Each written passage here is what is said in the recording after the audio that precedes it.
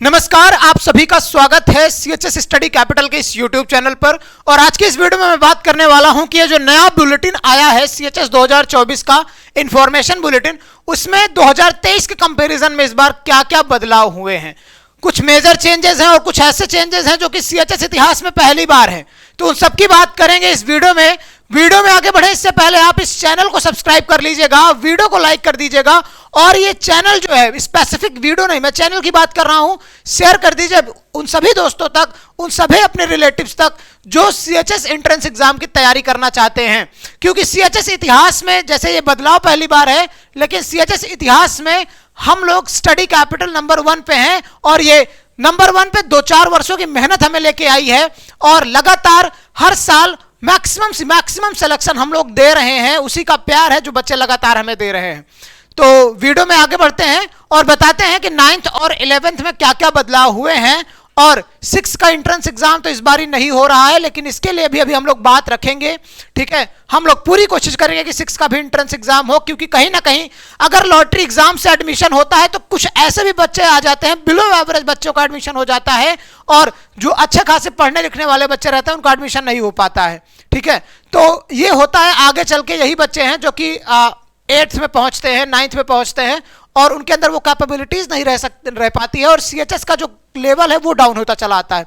कई सारे टीचर्स हैं, मैं देखता हूं यूट्यूब चैनल पे, वो सपोर्ट कर रहे हैं कि लॉटरी एग्जाम होगा, लॉटरी एग्जाम हो रहा है। भाई आपको चाहिए सबको साथ में लेके आगे बढ़िए। मैं जा रहा हूं लड़ने, अगर देखते हैं कौन कौन मेरे साथ खड़ा होता है। सीएचएस 6 के एंट्रेंस एग्जाम के लिए हम लोग आवाज उठाएंगे, अब पूरी कोशिश करेंगे कि एंट्रेंस एग्जाम हो। फिलहाल आगे बढ़ते हैं। देखिए भाई, मैं आपको दोनों बुलेटिन दिखा रहा हूं, जरा साफ साफ देखिएगा। ये है पहला बुलेटिन, कब का? ये है 2023 का बुलेटिन। ठीक है, 2023 में सीएचएस एग्जाम का 25 तारीख को यानी कि फॉर्म आया था और इसका एग्जाम हुआ था कब भाई? एग्जाम आप यहां पे देख सकते हैं। इसके एग्जाम, एक सेकंड, कहां पे गया? एक सेकंड मुझे ओपन करने दीजिए। तो कहां गया? हाँ, ठीक ठीक ठीक, ये 2023 का इंफॉर्मेशन बुलेटिन है और इसमें जो है फॉर्म आपका 25 फेब को आया था और एग्जाम 26, 27, 28, 29, 30 अप्रैल को हुआ था। ठीक है, और अब बात करें हम लोग 2024 के बुलेटिन में, तो 2024 का जो ये बुलेटिन है इसमें आपका 20 फरवरी को ही फॉर्म आ गया और 29, 30, 1, 2, 3 मई को आपका एग्जाम होने वाला है। ठीक है, एडमिट कार्ड वगैरह भी अब पहले ही आ रहा है, आप साफ साफ देख सकते हैं, रिजल्ट भी पहले ही आ रहा है और काउंसलिंग भी आपकी पहले होगी। ठीक है, 2024 में ये चीज तो बहुत स्पष्ट है और बहुत अच्छी बात है कि एग्जाम पहले हो जाएगा और मतलब आपका एग्जाम बहुत पहले नहीं, 1-2 दिन पहले हो जाएगा और आपका रिजल्ट पहले आ रहा है, ये अच्छी बात है।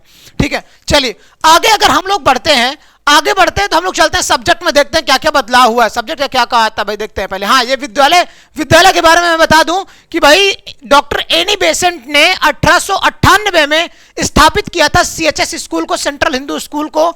और ये भाई यहाँ स्टार्टिंग में 2 से 5 वर्ष के मतलब 5 साल 5 कक्षाओं तक बच्चे पढ़ सकते थे। ठीक है, बाद में इसको काशी हिंदू विश्वविद्यालय का अभिन्न अंग बना दिया गया। ठीक है, और आपको पता है कि काशी हिंदू विश्वविद्यालय बनने से पहले ही सीएचएस यानी कि सेंट्रल हिंदू स्कूल बना था। बाद में सीएचएस को काशी हिंदू विश्वविद्यालय का अफिलिएशन दे दिया गया और वही भाई उसी का अभिन्न अंग बन गया। ठीक है, मतलब इसका इतिहास बीएचयू से भी पुराना है।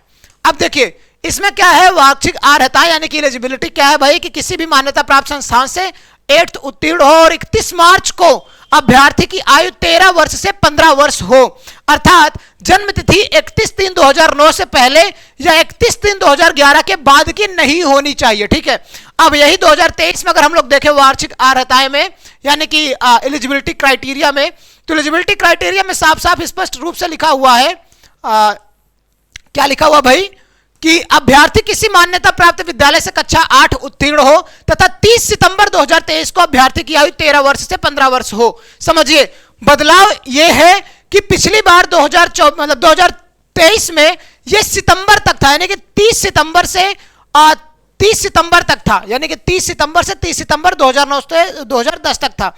लेकिन इस बार जो बदलाव हुआ है वो 30 मार्च से 30 मार्च कर दिया गया है। मतलब अगर आपकी जो जन्म तिथि है वो मार्च के बाद की होगी तो आप जो है फॉर्म नहीं फिल कर पाएंगे। और कहीं ना कहीं ये कुछ बच्चों के लिए अच्छी बात है और कुछ बच्चों के लिए बहुत खराब बात है। जैसे जो 15 वर्ष मार्च में 15 वर्ष के पूरे हो जाएंगे, ठीक है, वो फिर फॉर्म नहीं भर पाएंगे उसके बाद में। लेकिन जो सितंबर तक वेट करके, सितंबर तक जब एलिजिबिलिटी थी, यानी कि पिछले वर्ष जब सितंबर तक एलिजिबिलिटी थी तब तक वो फिल कर सकते थे अपना फॉर्म वगैरह।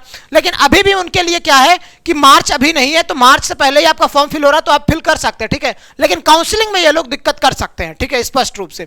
लेकिन कुछ बच्चों के लिए अच्छी बात यह है कि जैसे जो बच्चे 15 से भी कम है और वो फॉर्म फिल कर रहे हैं, लेकिन ऐसा रेयर केस में होता है कि सॉरी 13 से भी कम है, तो 13 से कम रेयर केस में होता है। लेकिन ये उधर शिफ्ट कर दिए हैं 13 से, यानी कि 12 वर्ष के कुछ कम ज्यादा वाले बच्चे भी फिल कर सकते हैं, जैसे एक ड्यूरेशन चल रही होती है तब। लेकिन उधर साइड को लाभ देने से बेहतर है कि आप 15 वर्ष के बाद वालों को लाभ दीजिए, ठीक है। तो ये थोड़ी सी गलत बात है, इसको सुधार कर सकते हैं।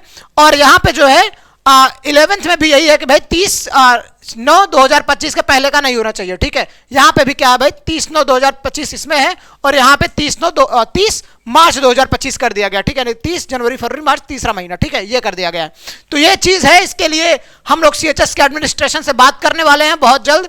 जैसे ही मतलब अभी क्या हुआ कि हम लोग इस पे पूरा का पूरा डिस्कशन करेंगे, और हम लोग देखेंगे, पहले एक स्लिप बनाएंगे कि क्या क्या इससे मतलब प्रॉज एंड कॉन्स है, और कहीं ना कहीं इसके कॉन्स ज्यादा है, प्रॉज कम है, तो इस वजह से रिलेटेड हम इससे बात करने वाले हैं बहुत जल्द, ठीक है। कल आपको हो सकता है अच्छी चीजें भी बता दिया जाए। आगे देखते हैं, चलिए। उसके बाद हम लोग बात करें सीट्स में, तो न्यूनतम सीट उपलब्धता इस बारी बॉयज के लिए 100, 9th में 100, तो पिछली बार भी 100 थी। 11th में 38+50, और 11th बायो में 25, 11th कला में 12, और 11th कॉमर्स में 12। अब यहां पे मैं बताऊं 2023 में क्या सीन था भाई। 2023 में आपके पास में सीट थी क्या, 9th में 100, ठीक है, और 11th में 38+50, और 11th बायोलॉजी में 25, 11th कला में 12, और 11th कॉमर्स में 12, ठीक है, एकदम सेम टू सेम। अब देखिए गर्ल्स स्कूल के लिए क्या चेंज है भाई। 11th में पिछली बार 9th में 6 सीटें थी, इस बारी 10 सीटें बढ़ाई गई हैं, ठीक है, मतलब 10 सीटें हो गई हैं, 4 सीटें बढ़ाई गई। कहीं ना कहीं बहुत बड़ी बात है। जब मान लो 1000 बच्चे या 6000 बच्चे 6 सीट के लिए फाइट करते थे, 6000 बच्चे जब 6 सीट के लिए फाइट करते थे, तो कंपटीशन कितना था, एक सीट पे 1000 बच्चे। अब क्या है, अगर 6000 बच्चे हैं तो 10 सीट पे फाइट करेंगे, थोड़ा सा कंपटीशन कम हुआ है, मतलब आपके पास में सीटें बढ़ गई हैं, थोड़ा सा आपको फायदा हो सकता है, थोड़ा सा। कक्षा 11th गणित वर्ग में 17, 11th जीव विज्ञान में 16, कला वर्ग में 40, और कॉमर्स में 25, ठीक है। तो आप सिंपली देख सकते हैं, और ये आप यहां पे भी देख सकते हैं गर्ल्स के लिए क्या है, यहां पे भाई 10, 16, 17 और 40, ठीक है, कला वर्ग में, और 25 कॉमर्स में, ठीक है। सिंपल सी चीज, यहां पे भी वही है, आप देख सकते हैं। आगे बढ़े, जो कि CHS इतिहास में पहली बार हुआ है भाई, मैं बता दूं इसके फीस स्ट्रक्चर को लेकर, ठीक है। फीस स्ट्रक्चर इसका क्या है दिखाएं आपको अगर जरा। हाँ, सिलेबस में कोई भी परिवर्तन नहीं है, आरक्षण में भी कोई भी बहुत ज्यादा खास परिवर्तन नहीं, आप लोगों को मैं दिखा देता हूं, ठीक है। ये देखिए, आरक्षण पे मैं डिटेल में एक वीडियो बनाऊंगा जो आप लोगों को समझ में आएगी अच्छे से, ठीक है। चलिए चलिए, ये सिलेबस है आपका, ठीक है। देखिए SC कैटेगरी के लिए 15%, ST कैटेगरी के लिए 7.5, OBC के लिए 27 और EWS के 10%, ठीक है। यहाँ पे भी देख लीजिए आप 57.5, 27 और 10%, ठीक है, दोनों एकदम सेम है। तो आगे बढ़ते हैं, आगे बढ़ते हैं, चलिए। ये सब आप पढ़ सकते हैं अगर आपके पास में समय है, नहीं तो मैं आपको खुद ही समझाता रहता हूं। चयन प्रक्रिया क्या है सब मैं बता ही चुका हूं आपको, हालांकि और विशेष तौर पे मैं समझा सकता हूं, ठीक है। ये सब क्या लिखा गया है, जब 2 छात्रों के सेम मार्क्स आ जाएंगे तब किस बेसिस पे होगा, ठीक है।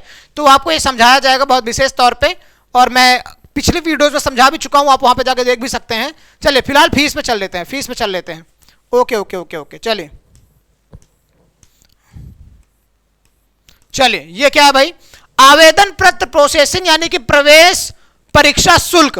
तो अनुसूचित जाति अनुसूचित जनजाति के लिए 550 रुपए, SC ST कैटेगरी के लिए, बाकी चाहे जनरल हो, EWS हो, या आपका OBC कैटेगरी हो, 800 रुपए फीस है, ठीक है। और ये पिछली बारी कितना थी अगर मैं दिखा दूं आपको, पिछली बारी की अगर मैं सीट आपको दिखा दूं, एक सेकंड रुकिएगा जरा।